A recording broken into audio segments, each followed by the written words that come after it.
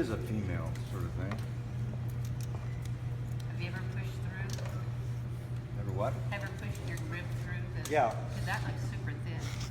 It The is. wall. Yeah. It is, but this stuff is so plastic, it really takes a lot to go through. Before it rips. It won't rip. It'll just push. It'll get so thin it'll start wrinkling a little bit. You'll see like a teacher's arm happening.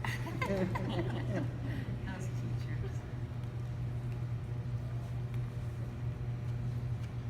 And every one of these I'll come back and sand with a little scrubby to get all the throw marks. After it dries, you'll see more telltale lines. Because this is so smooth, you want it to be like a piece of sculpture. You don't want to see this going on. So I'll take that layer off so if there's any lines, they disappear. And it just makes it that much nicer, especially in a wood kiln. Is it kiln or kill? Kill is German. Okay. That's the difference. I thought it was just like East Coast and West Coast. They always are involved with killing. Heard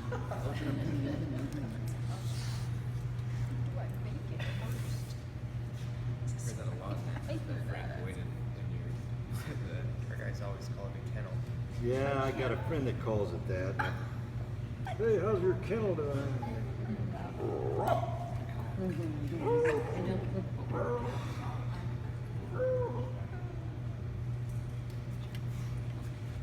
Should I paint it and bake it? Do you bake it? Is it shrinking? When do you cook it? I'd come over there. Yeah, I got a friend he's over there cooking. Looking at clay. Well, I had to be smart when I moved into my neighborhood. Not that it's a religious thing, but we're the only non-Mormons in the whole neighborhood. And there's nothing bad about that, except that we painted our house. We went to a library, and I loved this color that was terracotta. And I go to find this paint, and I didn't ask anyone, so I wound up with orange. And so we got the guys over there and painted it, and it turned out like pumpkin orange, the whole house. And every other house in the neighborhood is Navajo white. So people would walk by and actually stop in front of the house and point, because I put lime green doors on it. Yeah, I know. Oh my God. Okay. It was cool. I have to tell you, we got this old farmhouse. Yeah. I was pregnant with Zach, and we needed to repaint it. And this was before I met Tom Coleman. And they let me pick the color. And I don't think you're supposed to pick the color when you're pregnant or something. But I picked the dark brick red, which is the terracotta red that Tom and Elaine had painted their house. But then the shingles were old, the wooden shingles. I picked the color Kelly green of Dustin's shirt Kelly. for the shingles, and those guys got done painting, and we just about crapped. Yeah, what do you do? Christmas. I It mean- was so bad. You come back and they've sprayed it, and they're all happy, and you pay them. It's like, That's horrible. I mean, now at least they let you have a little sample of paint where you can paint a brush stroke, and let it dry. Because, my God, I was so embarrassed about that. We painted it like a year later, and what are you gonna do? That's another 10 grand. But anyway, now people know who we are up there, because that's the safest neighborhood in the world. We were like when I moved there was no one up there. I mean, and now it's all wealthy people. I built my house on an acre and a quarter for $110,000. And then I put another room. I mean, so I have probably all $140,000, and the whole house is big. And now there's $1 million, $2 million homes across the street. Guy built a house across the street so high I can't see anything. Like 3 stories. It's like a castle. It's like Jesus. Well, he's that guy, that weirdo. That's how they know me. But so we've got an FBI guy. Mormons are good. I don't know who's a Mormon here. I don't care. But they're good FBI. I mean, they are really good at research and stuff like that, and finding out things. So we've got 1 FBI, 2 cops, and 2 firemen on the same street, so no one steals from us. Or some guy was stealing Christmas presents and they had him in 5 seconds. Boy, it was like amazing. One of those guys that would see the UPS delivering something, you know, and be right on it. I meet your neighbors, Tom, you know, when I'm out and about, and, you know, you mention your name. Oh, Tom, yeah, I know Tom. You know, they like you. Yeah, they're okay. I had a guy that when I used to live with my grandmother, that Elaine and I'd go to the Bellevue Art Fair every year, and they had a guy that used to buy from us at Bellevue that knew when we were there, and he came with a truck to our house while we were at Bellevue in Washington, came in Portland, and the neighbor helped him unload all the stuff from our house. He stole all our furniture, all the pottery that we had. And I said, what the hell? And the neighbor said, oh, he said he was a good friend of yours. So we finally found him. He led Nixon through his gallery. He had stolen from galleries and had jewelry, and he'd taken it all apart. He had pots, and some guy came in and he said, I saw a pot of yours that you said you'd never get rid of. I said, and it was in this gallery, the Ford Gallery in Tacoma, Washington. And I got the cops, and he said, you've got to write down everything you're stolen because you're going to get one chance to go in there. And if it's not written down and you see it, you can't have it. So he had actually led President Nixon through Tacoma. And there was things I forgot, and I couldn't have them. It was really very, very depressing. But anyway, yeah, there's people like that in the world. Not nice people, but they're there.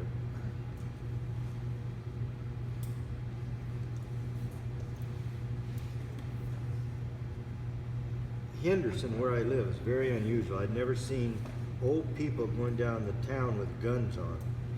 Old 75-year-old men with 45 strapped, old Western pistols strapped right on their side.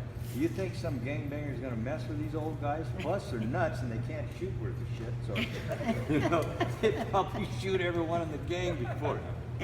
I wouldn't mess with some old guy like that because they're demented as it is. 75? Well, there's a lot of old people in Henderson. 75. Well, no, that's not real old, but if they're demented, that's old.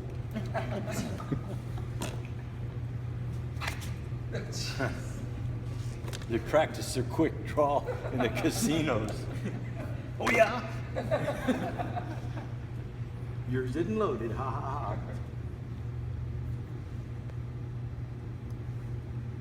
That's the one thing that's going to take a long time, taking guns away from people. That sounds like a real cozy idea, but it'll never work. In high school, what I did in my shop class, and the shop guy helped me, I made a zip gun. Yeah, I had plans for it, and I came in, everyone's making their little book holders and stuff, and I said, I'd like to make a zip gun. I've got this plan out of popular mechanics. He said, oh yeah, that'd be really cool. I'll show you how a gun works and everything. So we made the barrel and everything. Took it out. They would really do that today, wouldn't they?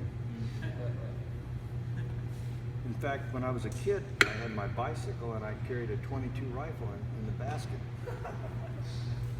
Because you'd stop off alongside the road and shoot a frog or something. That isn't acceptable now, I don't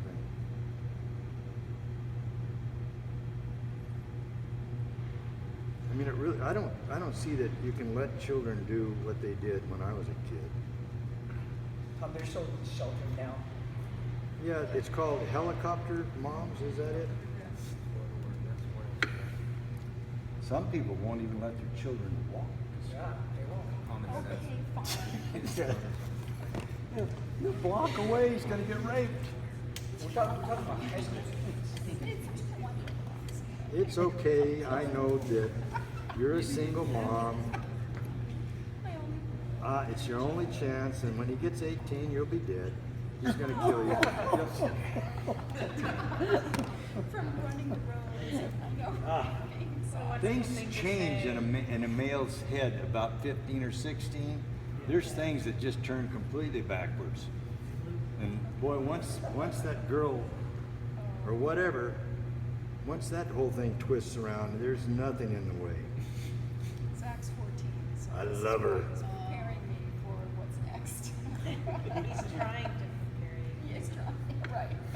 I tell my grandmother, I love her. And she, you don't know what love is. You're lusting is what the word is. Well, if that's love, I want more of it.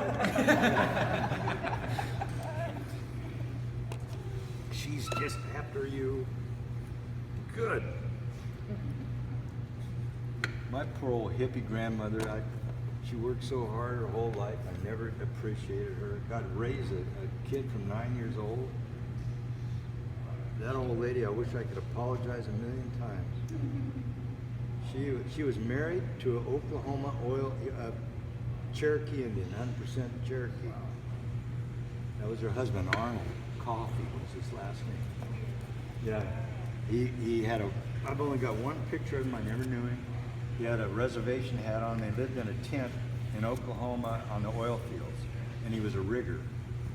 And he died of consumption when he was 30-something, and my grandmother never married again. And then she had my mother had red hair. I mean, and I guess I'm an 8th or something like that, but I just about looked like an Indian. When my mom had Alzheimer's, I was paying out so much money because my dad went nuts and my mother went nuts at the same time. And I was trying to pay for an assisted living place. And I said, God, I'll call up the reservation because she's quarter Cherokee and, you know, they can pay for this. And my mother was hell on wheels, and she was my mother. So you can imagine. And they said she'd have to live on the reservation for at least a year. Well, they'd have run her off. I mean, she would have driven those people nuts. And yeah, that's hard. All right, come on.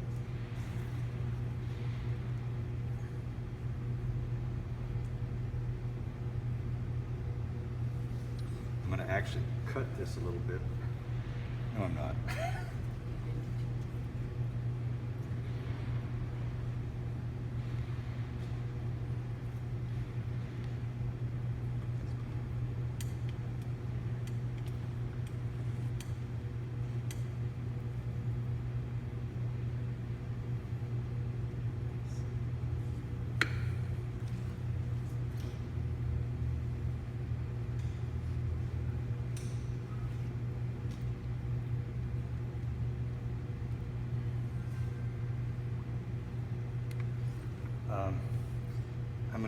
Well, maybe I don't need to. I thought I was going to have to heat this up a little bit.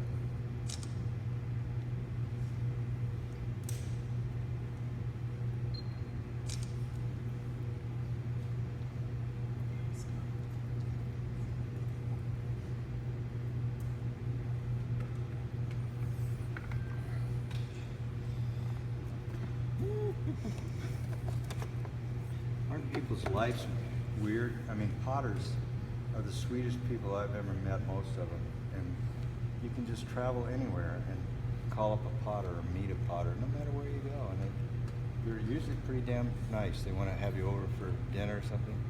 You can't do that with painters. Or, are you kidding me?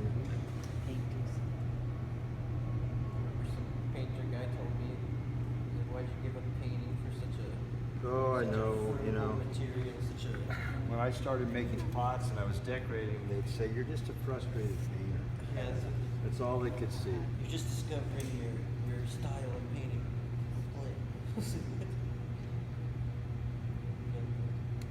I was just kind of offended that they would call it a frugal material. It's frugal. But it's chemistry, it's everything, it's physics, it's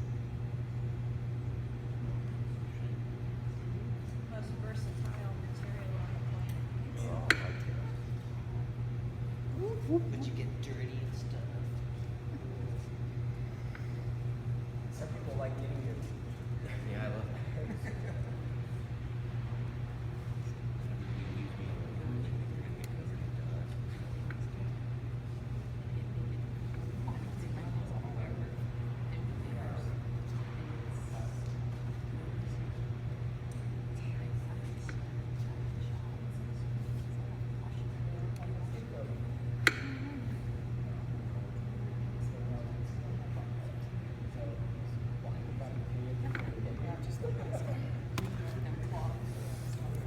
I'm gonna trim